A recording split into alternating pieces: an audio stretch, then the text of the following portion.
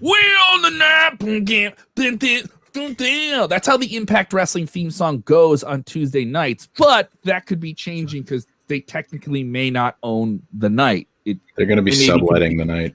Yeah, we share the night.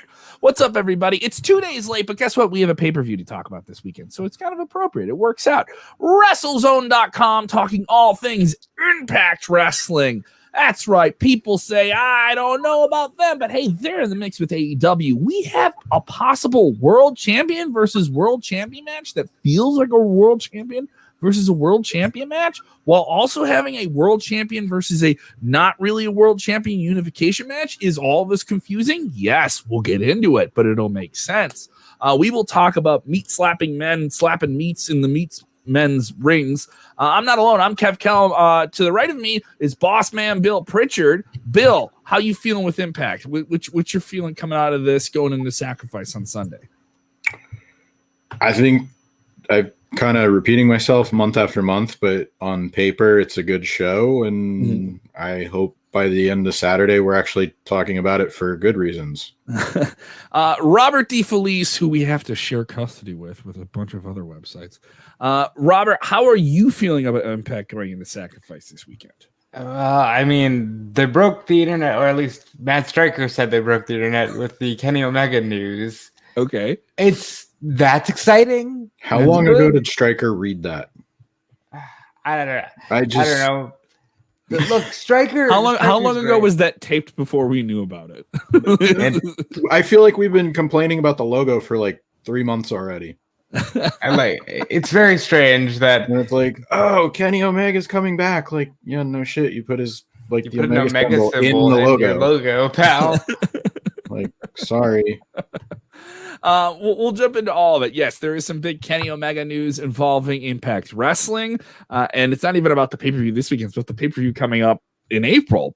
So the interweaving of AEW and Impact continues, and we got to see some of that present on this week's show as well, and also we got to see Impact shine in its own right.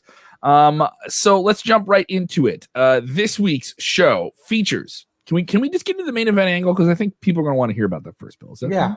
Okay. I think that's fine. So this main event angle, So I mean, I don't mind starting at the top. It's always fun to jump into the first thing here. The show ends here, and it ends with a showdown with Moose, who is the TNA World Champion, which is now recognized as a title, even though it's just a title he was walking around with for a long time. That will be unified with Rich Swann, who's the Impact World Champion this weekend at Sacrifice. Scott D'Amore adds that the winner of this match faces Kenny Omega at the Rebellion pay-per-view in April with a shot at the AEW World title. Someone may have 2 belts by the end of September. This creates quite the scenario, and obviously it's I hope he has 3. Like, let's be real. I hope that 3 belts. He has to carry around the TNA title, the Impact title, and the AEW title. I want Ultimo Dragon Kenny Omega, where he's just got 9 titles and Don Callis holding an extra 6. Like, that's what we need here. 69 me Don. 69 me Don. That was a phrase that came out of a man's mouth on live television. And it wasn't Gronk. Or Mojo. JMC texting and saying, I actually found Impact Plus on Roku, so I can finally watch it on my TV, the free stuff anyway, which is Impact is free. So that's pretty cool. Some more people finding it. We will talk about trying to get Roku to actually let you sign in to Impact Plus. Remember last month I was bitching about that? Yeah, you still have that issue? You know what though? No, that's a pay-per-view issue. Actually, because I have this on my computer, I can't even log into the Impact Plus website when they're running their specials because it's just jammed up. I don't know why that is. I ended up hitting cancel. Like, it was like, hey, do you want to update whatever it was? Mm-hmm. And I hit cancel, and somehow it still logged me in. Oh. So, what was it? No Surrender was the last one? Yeah. Dude, what is finally wrestling? 45 minutes in, I got logged in. What is with wrestling this week in technology? Last night, AEW's Dynamite had NBA audio over a whole match. They had the snafu with a dud explosion on Sunday. We're depending on technology too much to have our fun, Bill. So the scenario was set up, though, And obviously they've been building up to Rich Swann and Moose for a while, but still spinning this other really bigger plate that maybe casts a shadow over everything of Impact. And that is Kenny Omega and All Elite Wrestling and the wider exposure they get with TNT. Obviously, I think Impact benefits from it, even though they're kind of seen as secondary in the eyes of many AEW fans. But is this a real opportunity for them to finally get the shine in this thing? Because at that point, they will have been involved with Impact in some way or another since November-ish, basically. So I mean, that who comes out of this looking good, and is this the kind of formal end of that collaboration, or do you see this keep going on and on and on? Well, if one person's going to have their belts, there's no way this is the end of anything, because one person is going to have their belt. I think that Impact can boast Kenny Omega till the cows come home, and that just makes all this worth it, because it's Kenny. And I kind of want Moose to win on Saturday. What? And then it's the TNA title is the recognized title. What? And then what we get is Christian Cage versus Kenny Omega for the TNA title, and Christian just goes back to TNA. Robert, are you just trying to make yourself feel 15 again? What are you trying to do here? Hey, I'll say I'm at the point where I wouldn't mind, if Moose won. It kind of feels like we're at that point. For listeners or viewers that have not checked out our Impact show before, poor Moose, who I think is a very, very talented guy, came over from the NFL, does some great things. I think he's a talented wrestler, but Robert, not fond of Moose, suddenly has changed positions completely on the Moose movement. He has removed himself from the anti-Moose camp and now is full Moose party. He's full Boo Moose. I think that if you're gonna run with the guy, who, by the way, is legitimately one of the longest tenured superstars you have on your roster at this point, you might as well throw him a bone, give him the belt. But I think the deal should be, if he wins, it's the TNA World Champion and not the Impact World Champion. I just think that would be funny.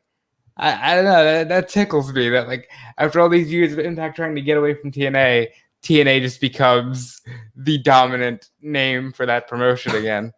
I think they should stick with the Impact thing. But Bill, what's the direction to go here? Is it Moose or Swann? Who gets to represent the brand? Who's the flag bearer? Who is the guy that has Impact on his back going up against Omega? And this is really the biggest brand versus brand thing they've done so far here. Okay, so I have a couple thoughts. Like, this one's slightly off track, but I don't, like Robert said to start with, like, I don't think this is going to be over anytime soon. And I'm okay with that. Like, it doesn't have a start and stop date. Like, I'm kind of like just okay feeling it out, like taping by taping. Like, if they are like, okay, let's wrap it up in 2 tapings and that's what it is, like, cool. But you have to have somebody, like the titles have to go back to their respective shows. And I don't know. I'm honestly kind of okay with, like, Moose being a champion and facing Kenny Omega in the main event. I feel like they've kind of circled around it for long enough where it's kind of like shit or get off the pot with him. Like, how long can you say he's the self-proclaimed champion and then like, his title is recognized now? So why would you do that if you're just going to, keep both titles, then to merge them, then to go to a winner-take-all match? Like, I feel like this is setting up Moose for his future, where he could say, I was both champions. I'm going, I can't remember who did it, but it was like during that whole Triple H, like, RVD, like that era of Raw, where it was like, it was a bad idea, but that's because they got rid of the hardcore title and intercontinental title. Yes, I remember what you're talking about. Yeah. Like, at least this way, where it's like 2 world titles merging, you can say, like, I was a double champion for 5 minutes or whatever, but he doesn't have to say it in context. He could just use it as like a bragging right. And as good as Rich is, I just feel like it's Moose's time. Like, shit or get off the pot with him. Moose. Shit or get off the moose. Yeah. Moose is not the greatest promo, but he has a presence that Swann doesn't. And I think at the end of the day, that will mean more going into the match with Omega on April 24th, which, by the way, we don't sleep till May, y'all. We get through March. Get your sleep in now, because April we are just running from end to end. Oh God, April's gonna be nuts. We can talk about WrestleMania week and that's schedule. God, Bill, we're gonna spend more time with each other in a text thread that week than we will our own families. Let's ring the bell. Chanel's is texting in. She's saying Moose should win on Saturday. So it looks like everyone's in the Moose camp. They just want to see upheaval here in this scenario that sets up a big Impact versus AEW match at Rebellion from this weekend's Sacrifice. I'm on either way. I actually think there'd be a little bit more dynamic in ring. The actual match itself that you could get out of Kenny Omega versus Rich Swann, and they've tangled before. Swann got pinned by him, and maybe would want to get that win back. He got pinned in that 6-man match they did at the Hard to Kill show. So that's the guy I would like to see. I think there's more passion there. I don't know what favors that would do for Impact in terms of going with a heel character like Moose, who's as we know, easy to boo. He's an NFL guy. He's easy to boo. Came in and wrecks our wrestling guys. So that's kind of the camp I'm in. But I would get it. It would make sense if they went with Moose. It wouldn't deter me from being interested in where they're going with this. Let's get into this. ODB versus Susan. ODB is the winner. They're building up some things here with ODB. Big veteran talent that people know from Impact's past. Susan, maybe one of the newer names. So kind of like a clash of different generations of the brand, right, Bill? Yeah. I kind of like where they're going with this one. Mm-hmm. The post-match. Sorry, I didn't know if you were jumping in there. I'm looking at the results. Yeah, I don't. Nothing in depth. I just kind of like where it's going, and generation clash. Yeah, the post-match is Kimberly and Deanna hitting the ring. ODB comes out. Grace and Jazz hit the ring for a big save. So maybe we get some teams working together in the future here. I think this comes down to ODB versus Deanna, but Deanna has really scraped by. Deanna Purrazzo, it was a stud signing by them. She is the crown jewel of the Impact Women's Division, which I think is really, really strong, very underrated overall, because they had a lot of talent hit the ring, and it felt like everybody had a reason to be there. They didn't feel like out of place, where it's just like a mad scramble sometimes on other wrestling shows. This is one of those times where they had like a big brawl with a bunch of different people where it made sense. Like Grace and Jazz were in there. Fire and Flavor, a team that they have issues with. I was like, oh, this all makes sense if you're going to do these multi-person brawls. So I was kind of into the idea of that. Robert, how do you feel about the women right now in Impact? All right, if we're just gonna merge like everybody into one big faction thing, I don't know. Like, this division felt stacked. We came in here in January. We're like, oh my god, they got the greatest division. They got women's tag titles coming. They got the C Stars. All of a sudden, you don't sign the C Stars, which I know Bill did a fantastic interview with Ashley Vox, and you don't sign them. That's a mistake. You lose Taya Valkyrie, who's a cornerstone of your division. That's a huge blow. Now I'm like, I don't really like this division right now. You got tag team titles where your main team, Havoc and Nevaeh, aren't really a team anymore. Jazz and Jordan Grace has a shelf life. Wait, and then is Nevaeh still having spelled backwards though? That hasn't changed. Right? That's still the same. Okay, I had to catch you off guard. That's so crazy. I can't even wrap my head around that. Look at that. Yeah, Havoc and Heaven spelled backwards. They're not even a team anymore. You're going to be left with Kiera Hogan and Tasha Steelz. I doubt that the Sea Stars are like chomping at the bit to sign with Impact now that NXT's got some tag titles. She wants to go back to AEW, she said. And she also wants to go to the NWA. So they're not interested in being tied down. It seems like a bad time. And then you got Susan, who that thing has run its course in my mind, especially with the "Trust me, I'm Susan." That's not a great line. It's not like I don't know what you're working towards, but it's not good. And I don't know if you've met a Susan. Susan's one of those names that worries me. Nah. I've met a few Susans, but I don't think that they need to hammer home that they are Susan, and that's why everything's gonna be okay. Why didn't they just call her Karen if that's what they're Because going I feel for? like that's they're like, Well, oh, because we her don't name, I guess they're trying to stick with Sue. Yeah. yeah. But Plus, they might as well like, call oh, it we're not beating you over the head with it, but But beating you over the head. with it. instead of like if 10 is beating you over the head with it, they're like doing a 9. Yeah, we're gonna walk right up to the edge and do it. No. It is one of those side characters that I think, all right, Sue Young, who performs this character, she has other incarnations that she's portrayed that are a little bit more compelling. How many I can't even remember like how many weeks that she's been doing it. Over 2 months, feels like. We haven't seen Is Sue it? Young. I think maybe they had her at the Because she was Susie too. yeah, she was. Susie is like the kind of like their own Bailey, right? I don't even know if you could look at it in terms of like how many weeks in a row they tape, because the smart idea would be like have an ending ready and film it, because like you said, it kind of ran its course and they don't have the benefit of while they're taping to judge live reactions. So I honestly would just film one time where they're like, okay, people are shitting on this so much, run the B-roll footage of her run that beautiful bean. You know what I mean? Footage. Yeah. Like instead of waiting, which I know, so like everything up to Sacrifice is filmed.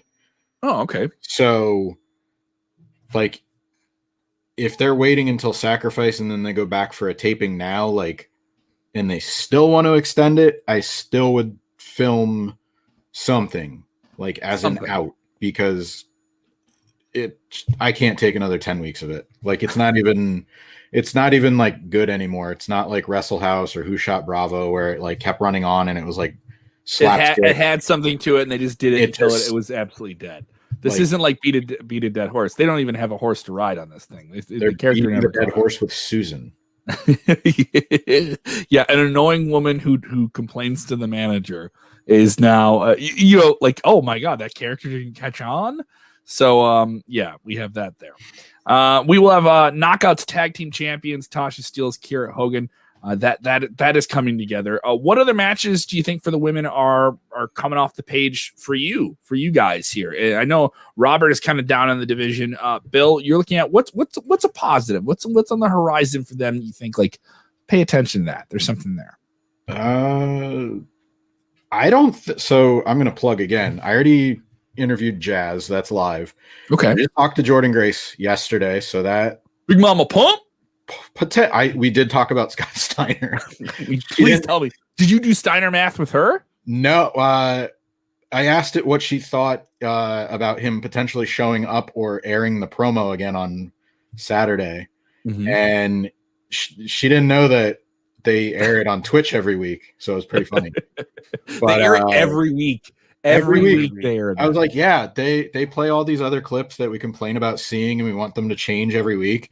And I'm like, but Steiner Math is on there at like 9:00 every single time. Set a watch to it, and we're like, yeah, it's 9:00 on Tuesday. You know what that means? Yeah, but that might be out today. Definitely tomorrow. I don't think we've seen the last of Jazz and Jordan. I know we keep kind of hinting like, oh yeah, they have to feud at some point, but I feel like the on-air bond and like it translate to their relationship, or their off-air bond translate to the screen.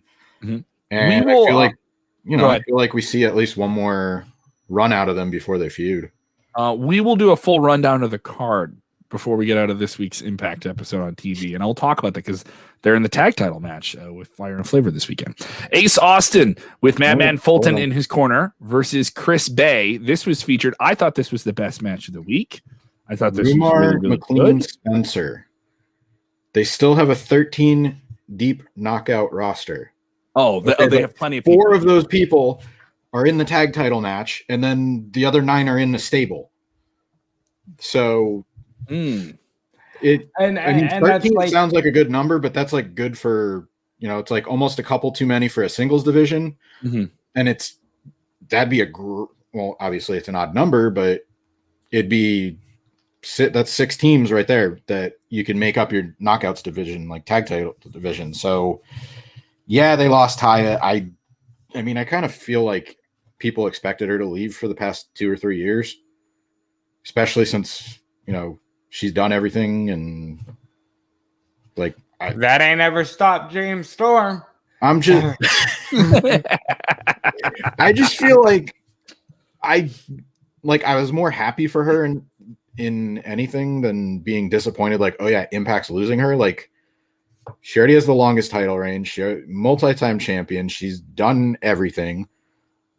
Like, build around who you have. Like, maybe sign, even though, the Sea Stars said Ashley said, hey, I'm interested in AEW. I like the vibe there. Like, I mean, the talent. She might go back to Impact if she wanted to. Like, she can still go to a taping, and it's not like, one of the things she mentioned to me was she doesn't want to go to WWE because she doesn't want to move to Florida.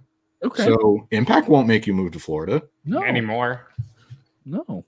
Not who knows, unless OVW suddenly. Robert lives in Florida. Yeah. How is Florida doing, Robert? How is it? Florida's pretty good. The weather's great. I can't imagine what cold is anymore. Florida. Yeah. The Florida will Florida. You can't stop it. Florida will Florida. Yes. Even a pandemic will not stop Florida. As we've seen never. With WrestleMania scheduled events coming out every day now.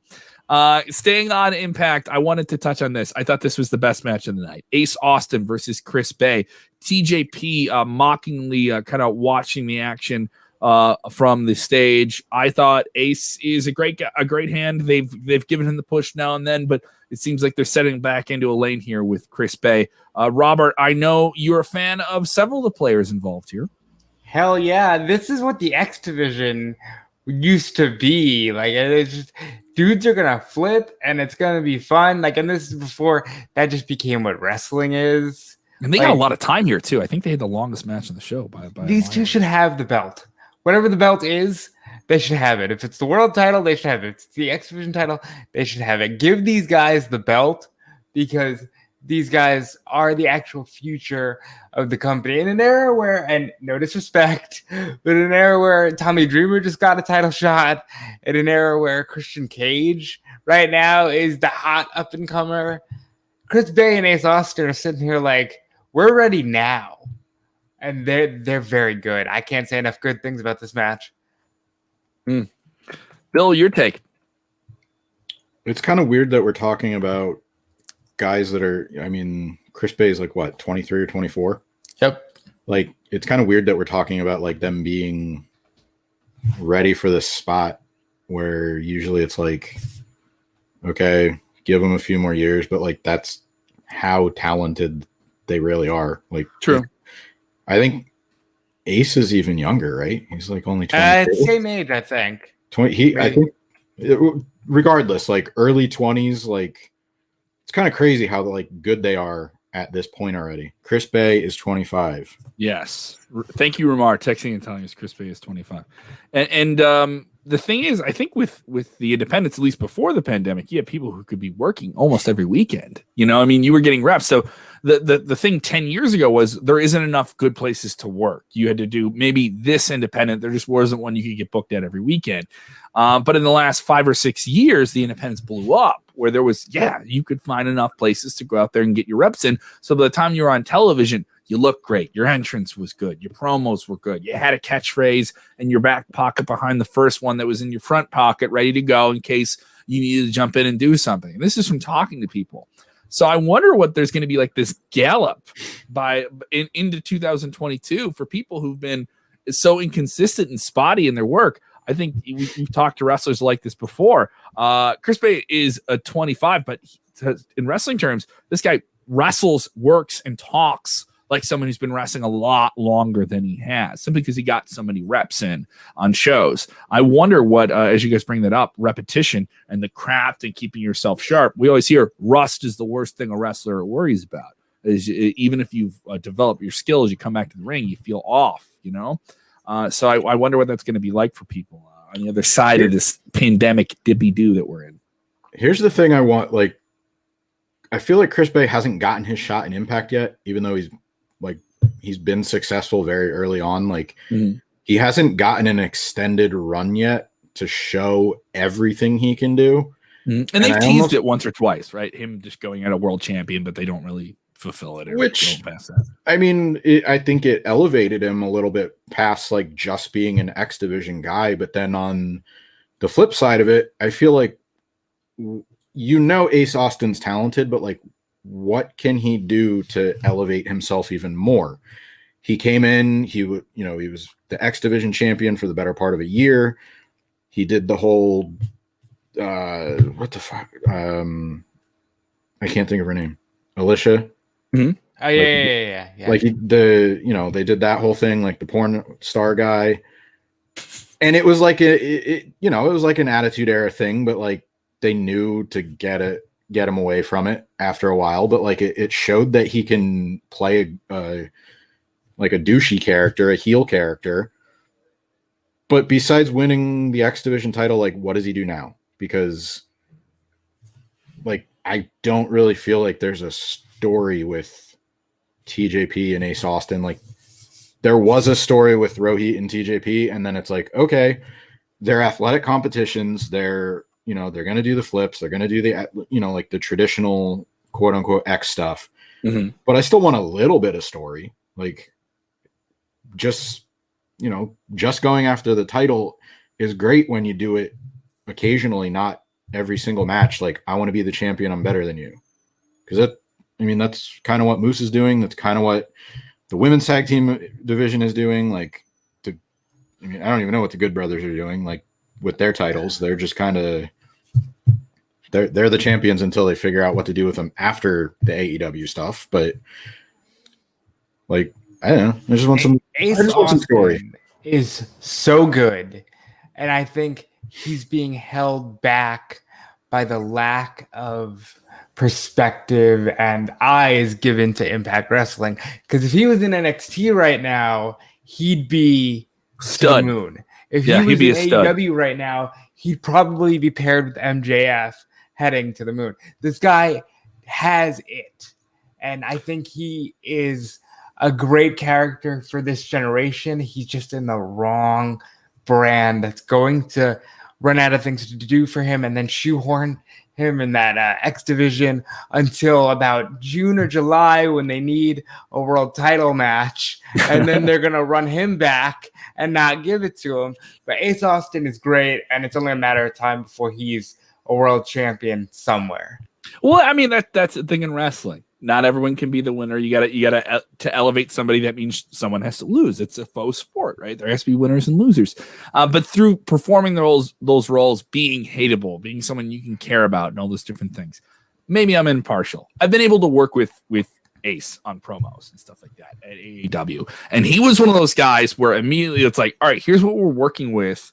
How do you want to approach it? And immediately he had 3 different things that he could do. He's a very, very smart, forward-thinking guy who gets the big picture of, all right, here's how we do it this way to get this type of reaction if we're going for it. So he's very much thinking of everyone in the situation, not just his own character, yet at the same time keeping his character refreshed and exciting and different stuff like that. I also think he is an X Division guy in terms of he can do the cruiserweight style, but I've seen him have very fun, dynamic matches with a big man, like the man he's paired with, Madman Fulton.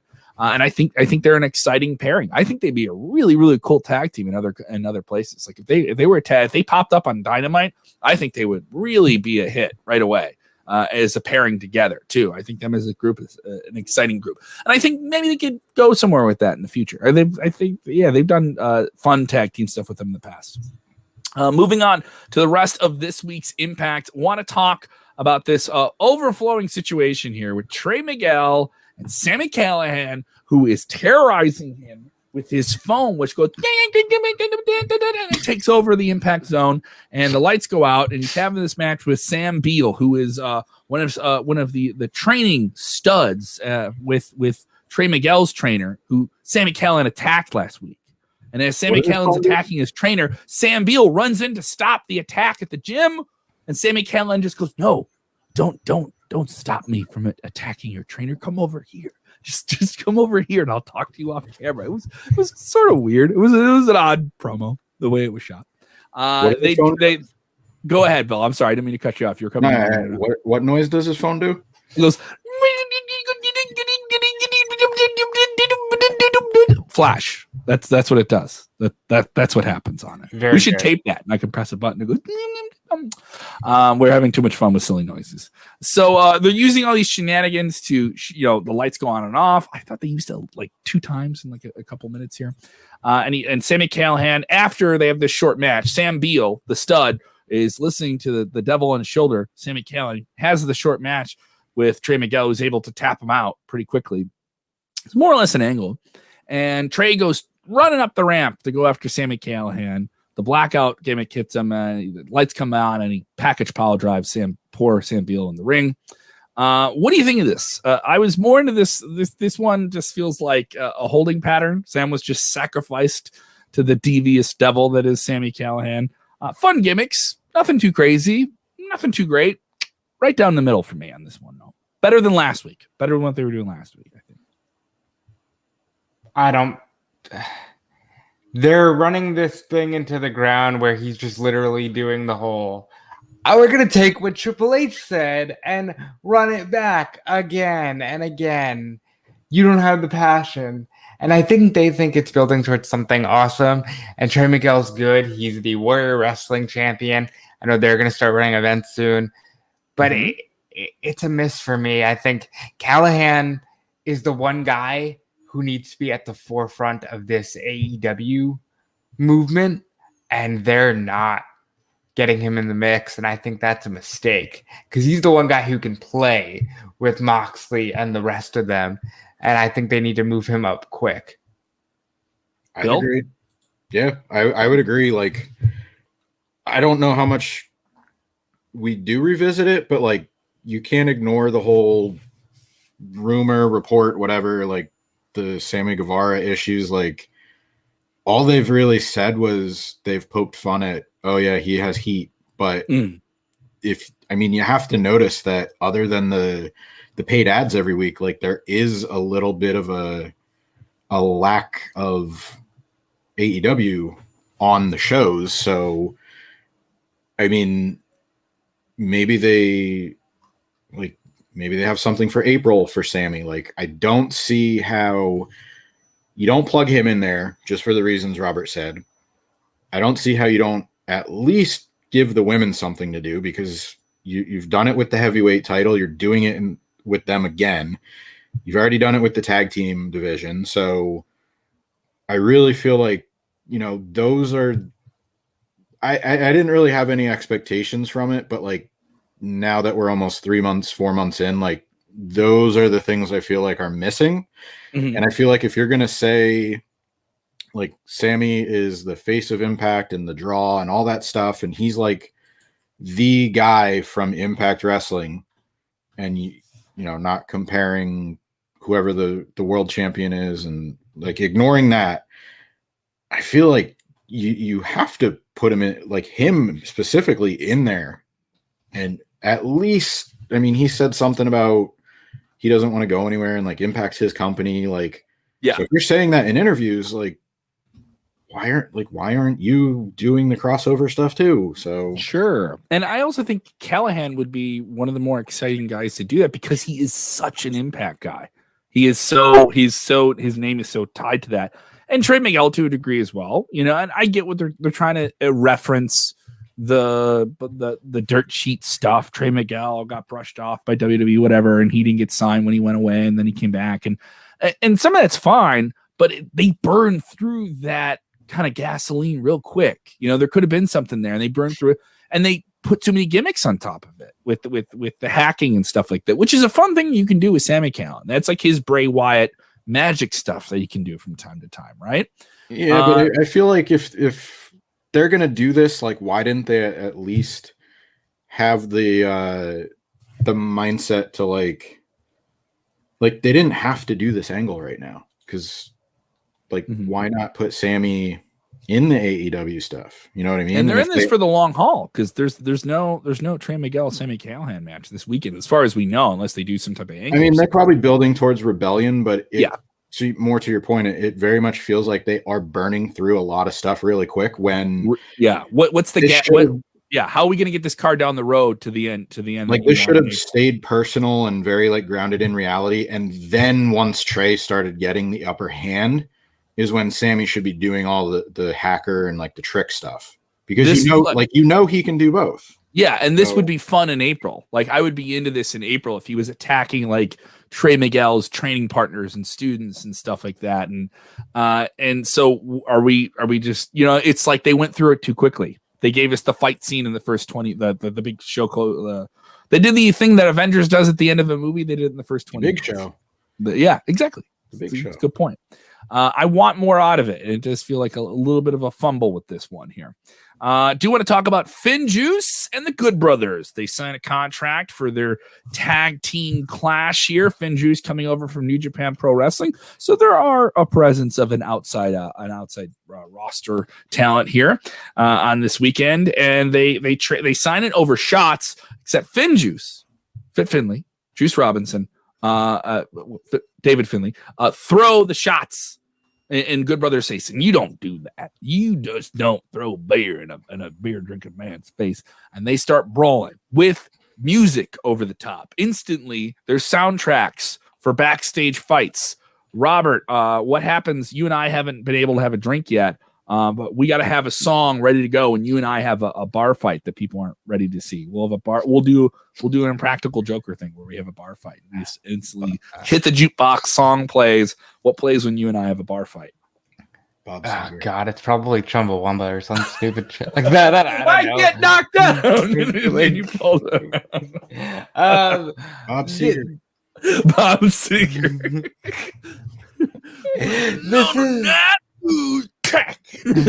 This is a good story. I don't think Finn Juice has a shot in hell. I mean, they're already advertising the Impact World Champions on next week's AEW Dynamite, which was probably filmed tonight. So I'll leave you to that.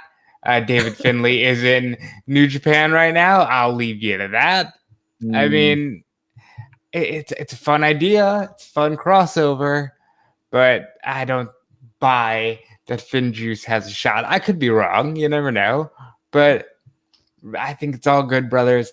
And as far as the backstage segments on the show, the acting on this program across the board is horrendous. Like I don't know what it is. They don't know how to be natural, but they feel like they're in a television show. And I'm not sure that's exactly how wrestling is supposed to feel.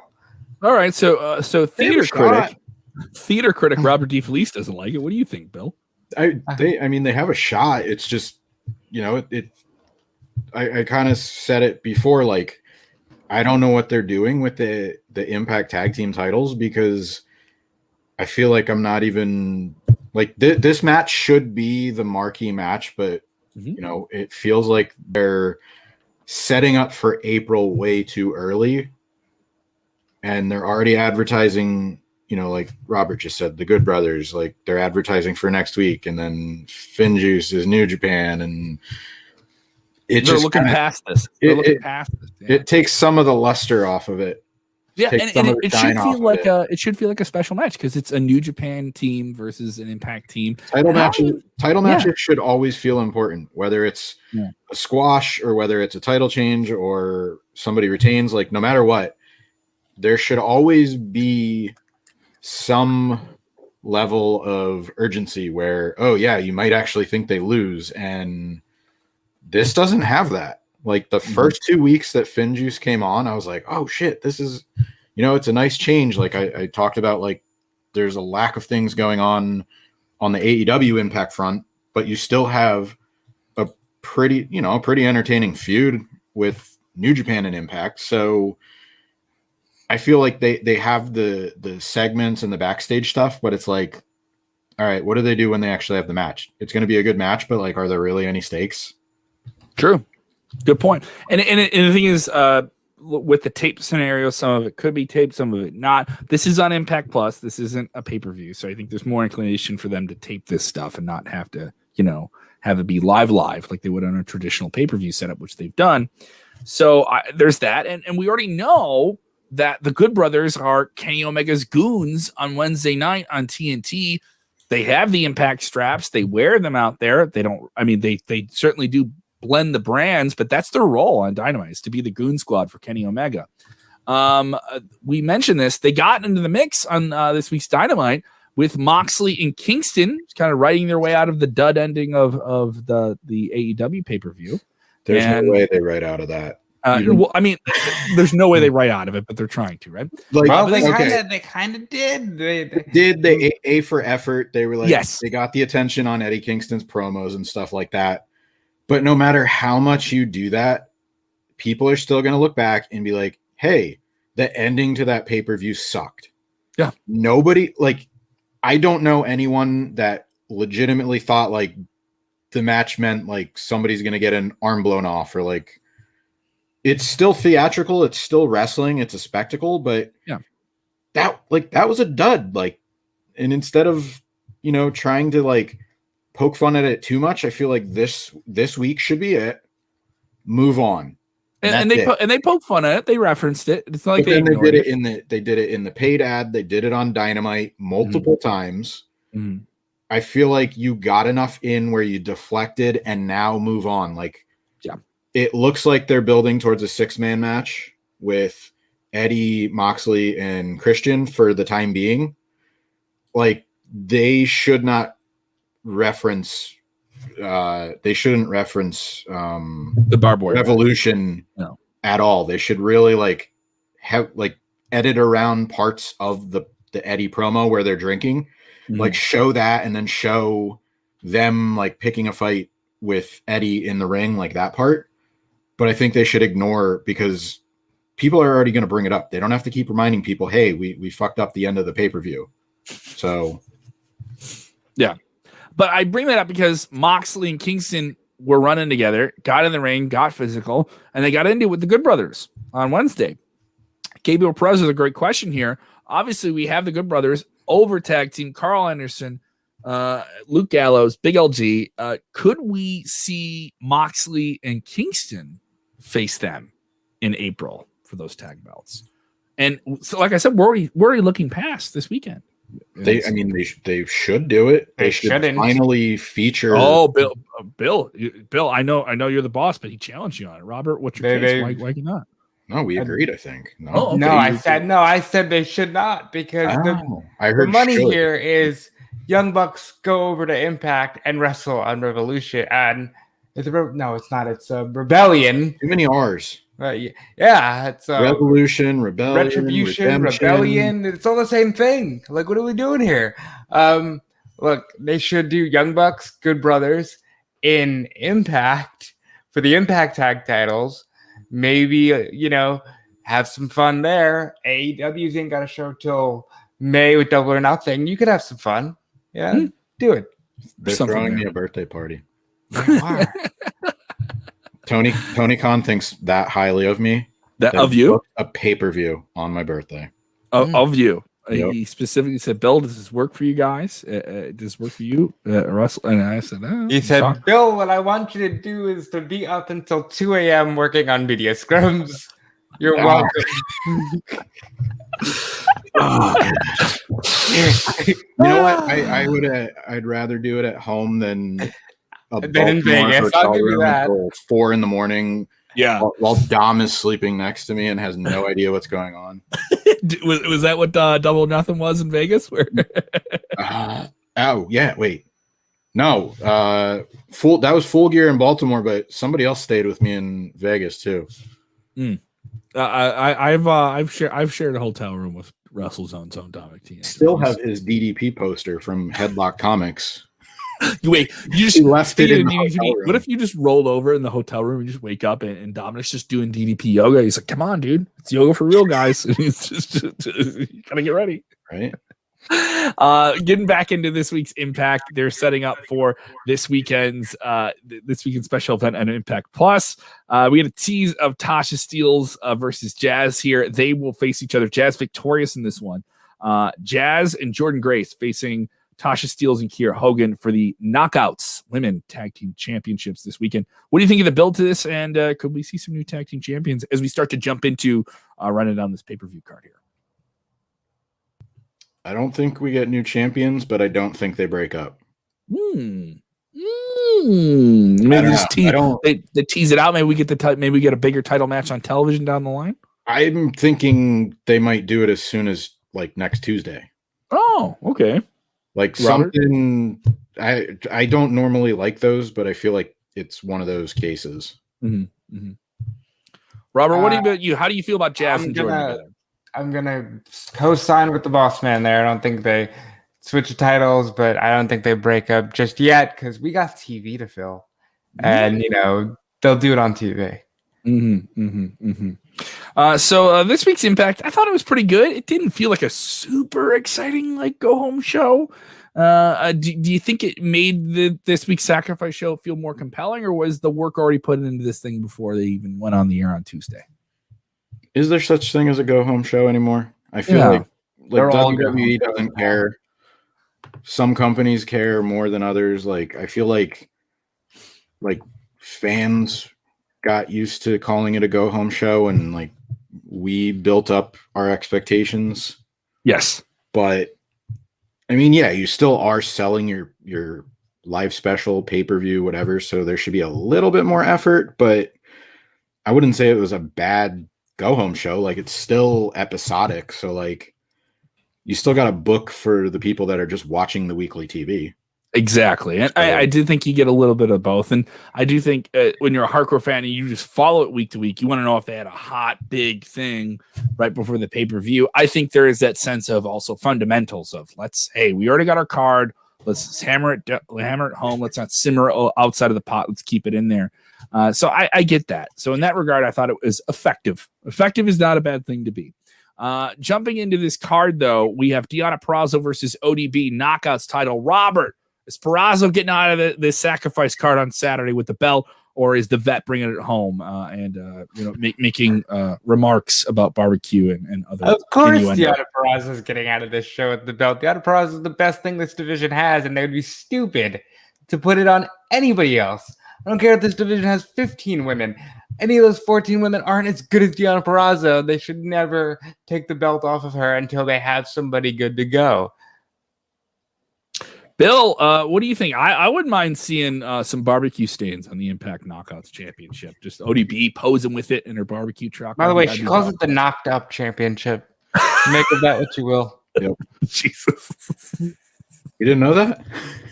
I know, but it's just it's so on brand. It's so, and the thing is, like, just from hearing interviews and I think we've had her on WrestleZone a handful of times, and just fun Starcast things.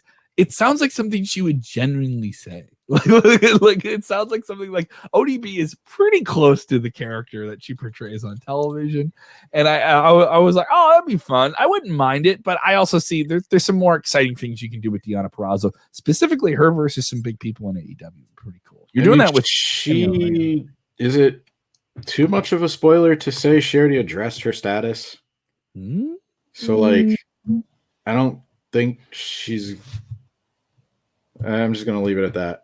Oh, I didn't.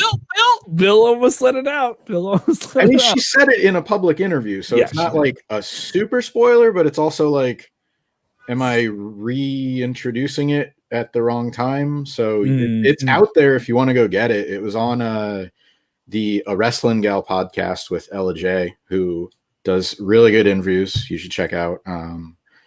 But yeah, she did it. She addressed it there. So. Ella J is fantastic. Shout out. Appreciate all of the great female creators in the wrestling media world. Shout out Wrestle Friends. We have great friends over there as well. So shout out to them. Sacrifice also features the X Division title match, TJP versus Ace Austin. We kind of covered the scenario earlier in the day with this week's hype here. What do you think? This is a successful title defense, Robert, for TJP against Ace Austin? I hope not. I just told you, I think Ace Austin's like one of the best this company has. TJP is fine. He's working MLW. He's working Impact. He's working New Japan. He's a busy man. Give the belt to Ace Austin. Yeah, give it to the hometown guy. I agree with that, Bill. Don't you? What did he say? The jitney hasn't stopped yet, or whatever. When you talk to him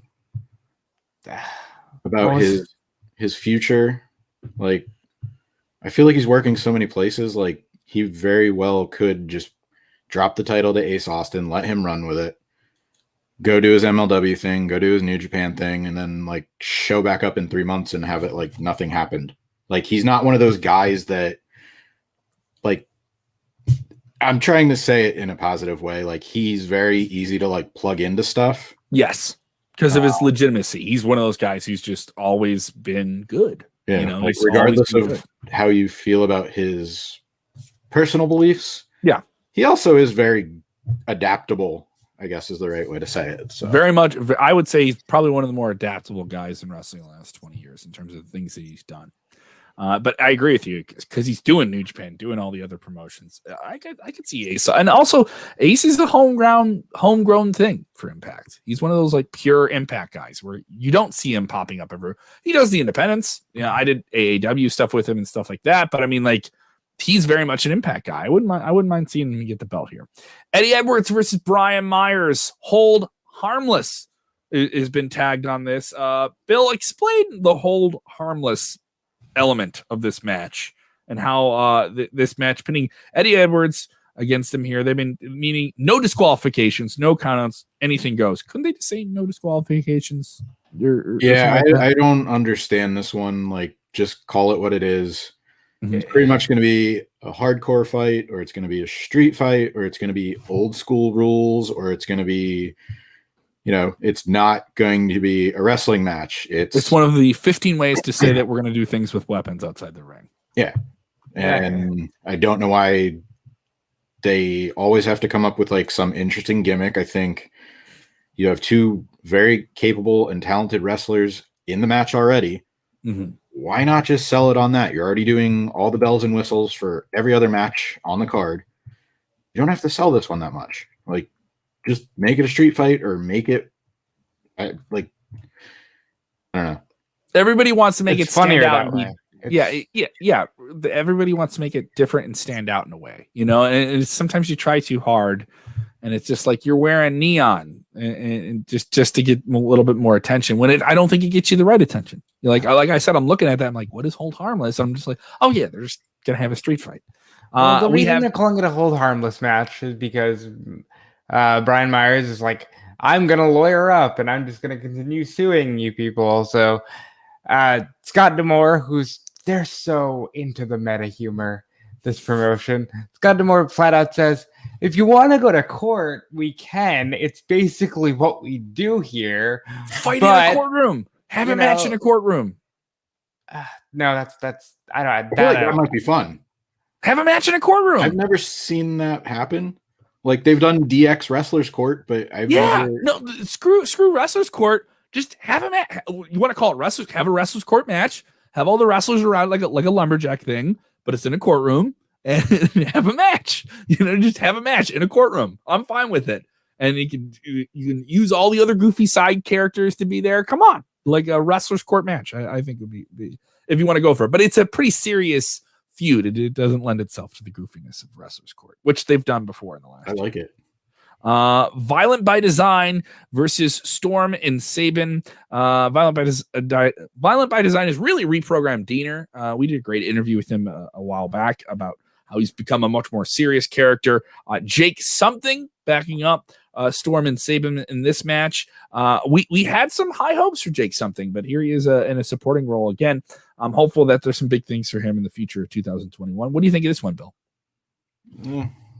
I mean, it'll be a solid match. They're doing some pretty good work, but I don't know. I kind of feel like it's the same thing. They're looking towards April and just kind of giving them something to bridge until then. Yeah, I really think this show feels like what Fastlane's going to be for WWE, where it's a pay-per-view, it's a special event, but it feels like conference finals, like it's the first round of the playoffs or something like that. We have Decay versus Reno Scum. Black Taurus came in, I think, with a lot of hype. He looks like a guy who should be with Decay. You get all the gothic characters together, but they're fighting the street punks. I have no super investment in who wins this match, though I feel it could be a surprising one. Robert, who are you rooting for? The half man beasts or the punks that are from Nevada? Reno Scum, I think, has been with this company since they were doing something as Global Force. Yeah, and they've been with them a long time. And I cannot tell you a single Reno Scum moment or match. I think they got fed to the Good Brothers like their week when they did the first Good Brothers match the they had, match. I do believe, was Reno Scum. Mm-hmm. But what was didn't Ace Austin have like a little faction with them? Why is the Eddie Kingston group? The OGs. Like no. I'm looking it up. Okay.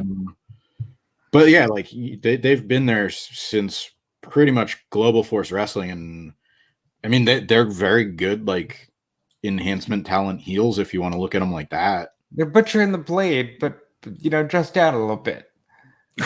Like, I'm sorry. Am I being too real on this? I feel like I just get crashed. it. Like they're like kind of just like goofy henchmen, but like yes. I mean, I feel like it works. Yeah, I mean, like but the thing is, you need characters like that, though. You need DCC. henchmen. Yeah. My point was, you need the putties from Power Rangers. You need Jesus Christ. If I'm gonna be invested, I think I'll be invested in Decay because they seem dedicated to, at the very least, Rosemary. So maybe they'll do something with Decay coming out of this. Mm-hmm. I think Reno Scum is going to get the horns. Black Taurus is going to wreck these guys here. Tennille and Caleb. So Tennille coming into this, Caleb is the man who takes your photos for her Instagram. They take on the team that is crumbling at the seams. Nevea, heaven spelled backwards, and Havoc. They're barely a team anymore. They are not getting along anymore, and they will take each other on. It's kind of weird that Havoc and Nevea, which were a very established tag team, they did the Knockouts Women's Tag Team Tournament, and many people thought, oh, that's a great team that could win those belts.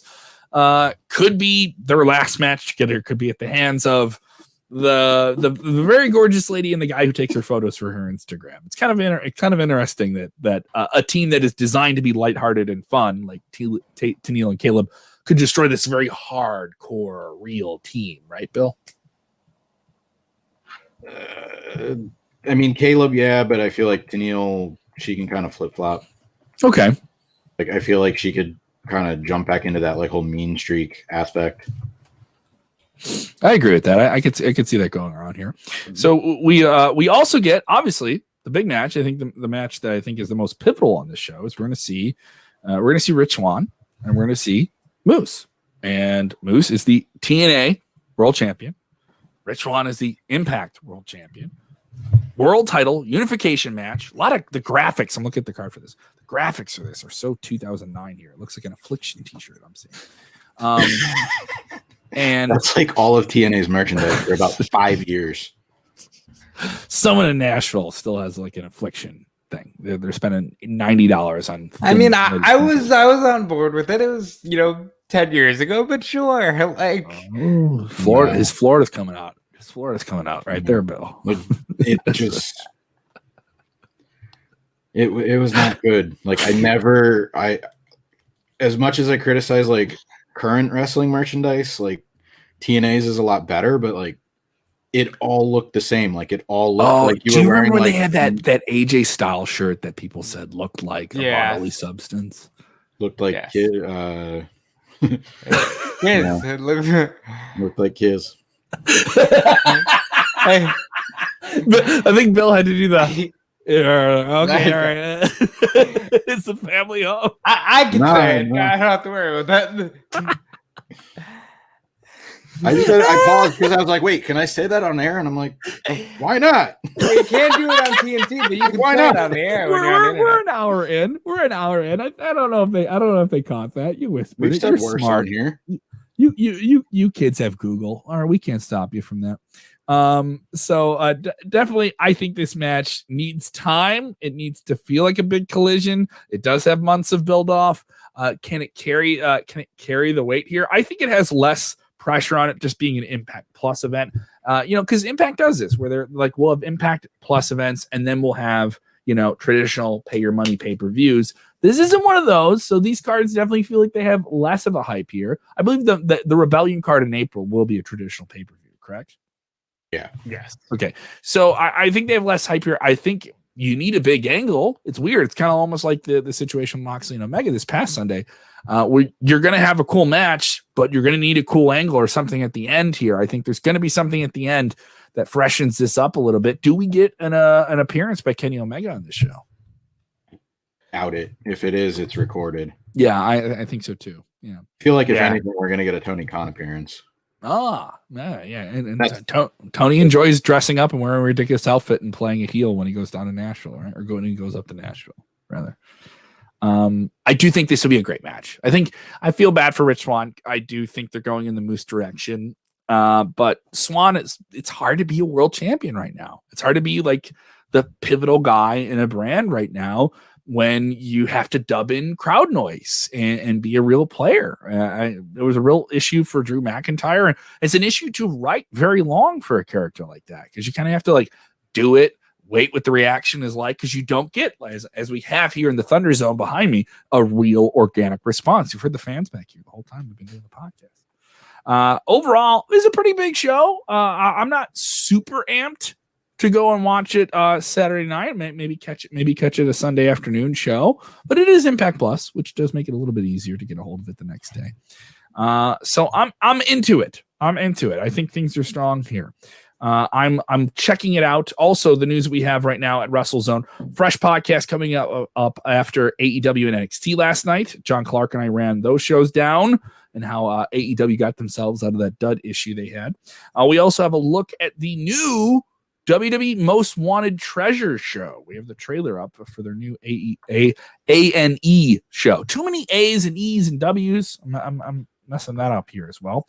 We're getting a 2-night NXT takeover, and we have all the news on the Hall of Fame. Before we sign off, guys, how insane is WrestleMania week going to be? Because we have Raw Monday. We have a Hall of Fame, not just a regular Hall of Fame. We have a Hall of Fame that's twice the size of a normal Hall of Fame, because we have to double everything up to compensate for last year. Then we have the first night of an NXT takeover on Wednesday. Then we have the next night of an NXT takeover on Peacock the next night. Then we have Friday Night SmackDown on Fox. Then we have 2 nights of WrestleMania. And then we have Monday Night Raw the night after WrestleMania. And potentially after that, NXT moving to a Tuesday, which hasn't been announced yet. I'm exhausted explaining that. Bill, Robert, are you guys exhausted looking at that week there, that week and a half of what could be WrestleMania into May or whatever they're going to go for? You don't. I'm not really looking forward to it. But the thing is, like, it's different for us. And somebody in the comments or is going to watch this back and say, "Oh yeah, real hard job, guys. You cover pro wrestling." It's when you're doing anything in an abundance, it's exhausting. I try to maintain the fact that I love this industry and would do anything to just be a small part of it. And that's the mentality I'm going to try to bring to WrestleMania. There's also an interesting dynamic where I don't even feel like I'm glad that I'm not doing this in person. I'll tell you that. Oh, yeah. Even like the New York one, and then I went to Orlando, like, I lived relatively close, so it wasn't like a huge travel thing, but even that felt overwhelming. This feels like it's just too much to actually enjoy, and there is that like sort of feeling like you not FOMO, but like there's just too much to enjoy because you feel like you're not picking the right thing. I mean, even if you're a hardcore fan, right? Even if you're the most hardcore person who would want to travel to go see this stuff, this is a lot to ask of people. And that's just WWE, by the way, that we talked about. You know, and there's other companies that are going to run events that weekend and do things streaming. You know, a lot of people are going to want to stream that weekend. They know there's extra media attention on wrestling. And we haven't even talked about WWE's media blitz to promote all this stuff. You know, that they're going to do the talk shows and the Jimmy Fallons and do some bits and stuff like that. And we haven't even gotten into that. And have they even amped up that marketing budget where you're going to start seeing it everywhere, where you're watching ESPN and you get WrestleMania ads or something like that. So it's, there's going to be a lot. I'm worried about burnout with that. Don't worry about it. Don't worry about it. We're there already, and we'll just keep running come April. But I don't like the back in business tagline. Let me just get that off my chest. I think that's kind of offensive, quite frankly, because they never left. They act like they were out of business. They weren't out of business. For them to do Robert, I think that's a reach. I don't think it's that bad. I mean, honestly, they were never. They're like, oh, finally, we're back in business. Like, if you took a single month off, I know what they mean. Yeah, I know they mean. They could say the WWE universe is back in business, but to say WrestleMania is back in business as though you stopped at any point in time is just ridiculous. It's disingenuous. It's so I feel better now that Bill agrees with what I've stated. Thank you. Oh, because now it's all 2 against 1. Thank you, Robert. Like, they're not going to stop doing it. It's all PR speak, but like, so it is that felt like a boardroom phrase. You know, so I didn't mind the finally tag. And they got The Rock. They got The Rock. Finally, like, The Rock isn't gonna be there. What are you selling people a bill of goods? You have a Rock hologram. You can't get Rock physically there, but that's where I'm at mentally, folks. How are you? I did enjoy yesterday's news of Molly Holly getting revealed that she's inducted. I thought the way that we say something, Robert says something negative of a WWE. I put sugar on this though. The way they did that on the bump, I loved it. I thought it was a very calculated thing. But if you want to do these things that are scenes that play out, it felt like a wedding proposal. It felt like we're supposed to see this emotional scene where someone gets this great news, right, Bill? And I immediately thought, like, why isn't this a show? Why isn't, if you want to talk about filling out the network and having stuff on WWE Network or WWE Peacock, your premium, this should be a show. Just telling people they're going in the WWE Network and they're so happy and they cry somewhere and they're outside of wrestling and they get to have this fun gallop back in the business would be fun. What do you think of Molly Holly getting inducted? It's well-deserved. Absolutely well-deserved. I think I said it even the day before, like in our group chat, like Molly, Victoria, and Jazz are like the unsung heroes of that era of WWE women's wrestling, because you had Tori and Stacy and, you know, like Trish and Lita, who got all of the higher profile stuff and the attention, and like these three don't ever get enough credit that they deserve. So they held up the generation. They held those people up. Like Trish became a big star because she had, like Hogan did, you know, like Trish is that big female superstar of the 2000s into the 2010s. But the reason she had that is because she had the villains, you know, she had the villains that she could take on and do big things with. And then on top of it, like they weren't, if you think about this, there was a handful of very, very strong characters that weren't Trish Stratus. Everyone talks about Trish from that time frame, but Mickie James came up in that time frame. Gail Kim came up in that time frame. One of the best women's matches I think that WWE ever did was Victoria versus Molly Holly, and Trish wasn't in it. And they did it for hair at WrestleMania, you know, and so they did some really, really exciting stuff. And I think it's, you give people roses. Like I've heard this phrase, give people roses while they're with you. I think that's a great way to describe these things.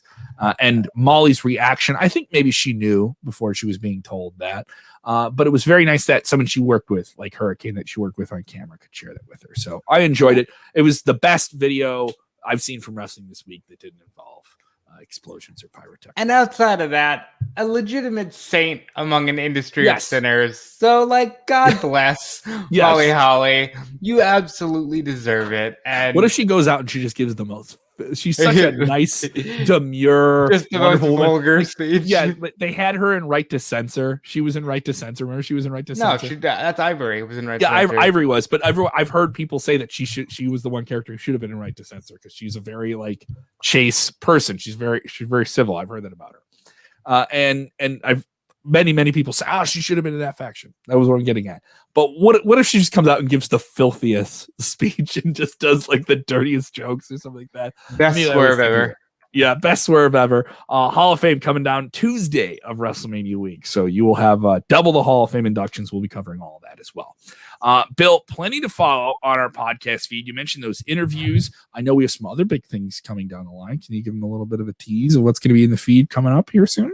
Yeah. Looks like we might have the Jordan Grace interview up today. Okay, cool. I have Renee Paquette next week. Did not know that. It's a big reveal to me. Yeah. I'm finding out like everybody else. That's a good time. And you've told me how the interview went, and I can't wait for people to hear it because here at WrestleZone, we do different interviews where we don't bring up the same nonsense that you'll hear. I did not mention the word Moxley. That's right. Time. Hell yeah. I said John. There you go. I'll give myself an out. But it was fun. We talked about her cookbook that's coming up a little bit, her podcast that's like blowing up right now, some of her favorite matches. I won't give it away. We're doing a watch list, but it was like one of the SmackDown matches in the pandemic, and it was like really cool. Like I loved her perspective on it. I got one with the guys from Our Heroes Rock. That's Big E, Andreas Hale, and that should be out next week. Lots of good stuff. Trying to think. Be clear, are you saying you interviewed Intercontinental Champion Big E Langston? Yes, but I want to give everyone proper credit. So, it is Our Heroes Rock. Kick ass, man. That's good shit, though. Like, so there's so many more people involved, but it's Big E, Andreas, from Sporting News, and he Combat Sports editor, and Jonathan Davenport's the graphic designer. He's done some of the New Day's ring gear, and he was in the WWE 24 special that was on Big E. Davenport was featured in that, and they kind of laid out the idea of how they collaborate on their gear so much. How you see them have such vivid gear. Now that's becoming an animated series, which is very cool. Smashed their goal. They still have like another month. It's pretty cool to talk to them because it's a passion project for all of them. And I mean, we talked about some really good points about how, there's a lot of Black history that's glossed over in regular public education. And, they said, Andreas brought up a great point that, he didn't learn about some of these people until he was college age. And that happens to a lot of people. And I said the same thing. Like, I didn't know, just think of what you learn in school. It's usually like Rosa Parks and Martin Luther King, and then they like kind of just move on.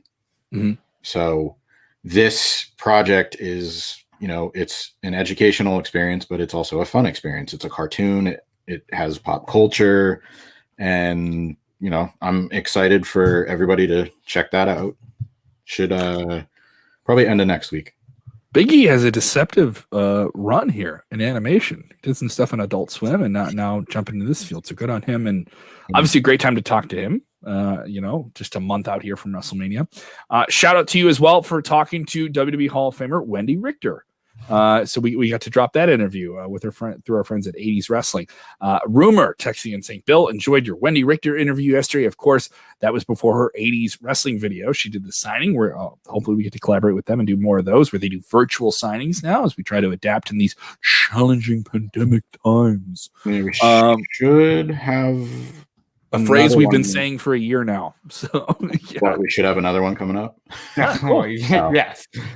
Keep an eye out for it. We tend to do those on Mondays, right? When those pop up. Yeah, we post those. It's usually every 2 weeks.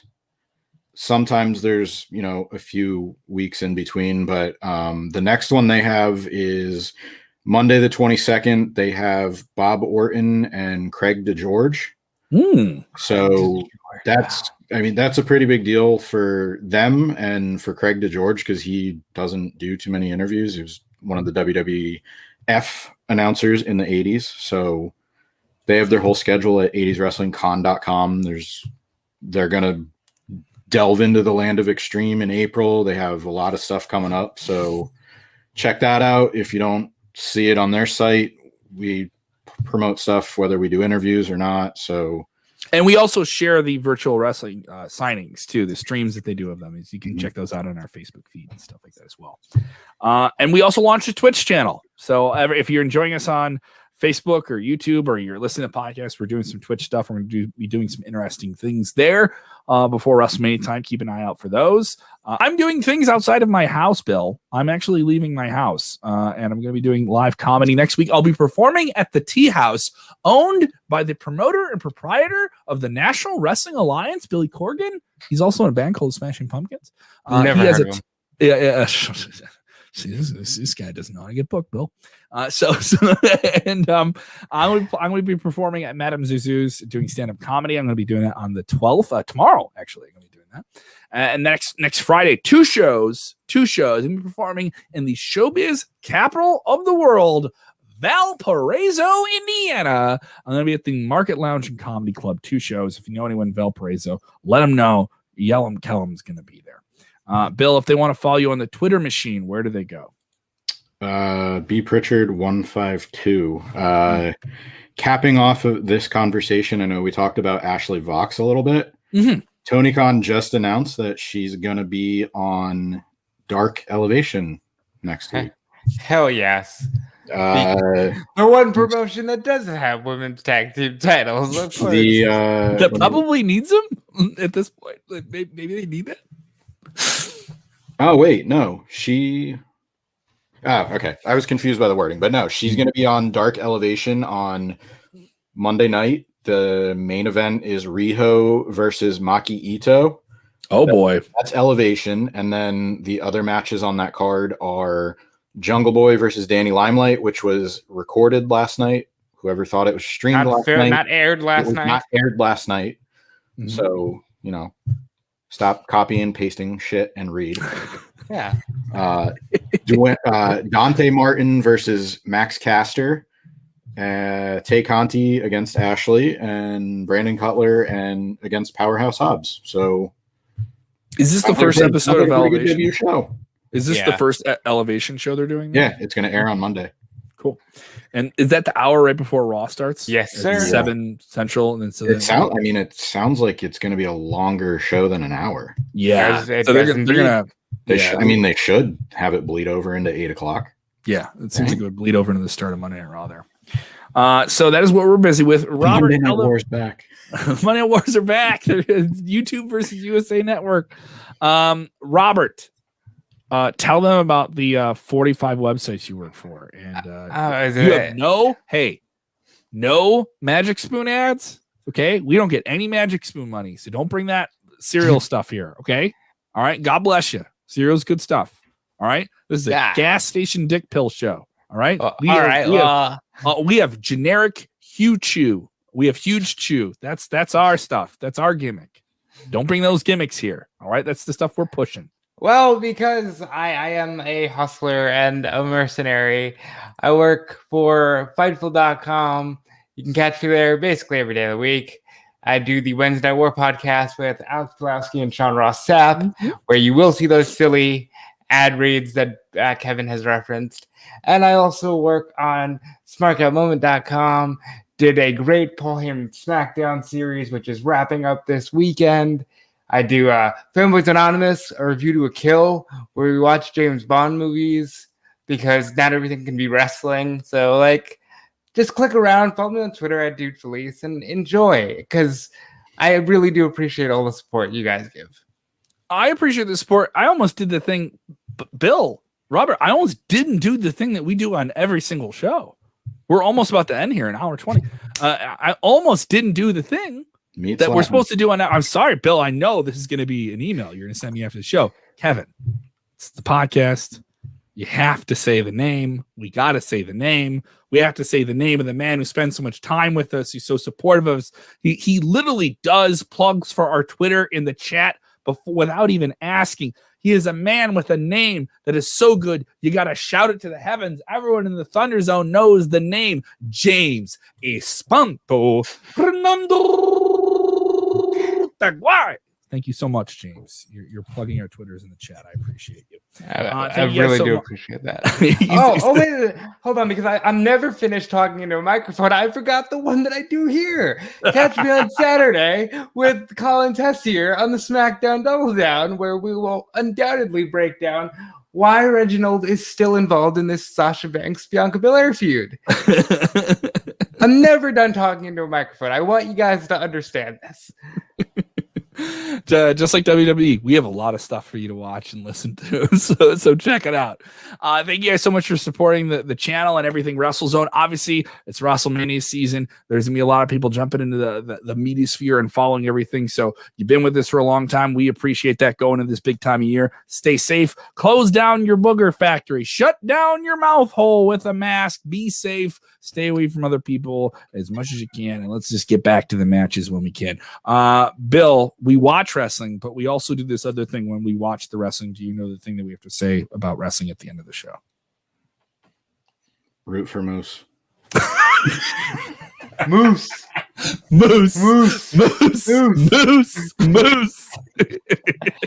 Enjoy wrestling.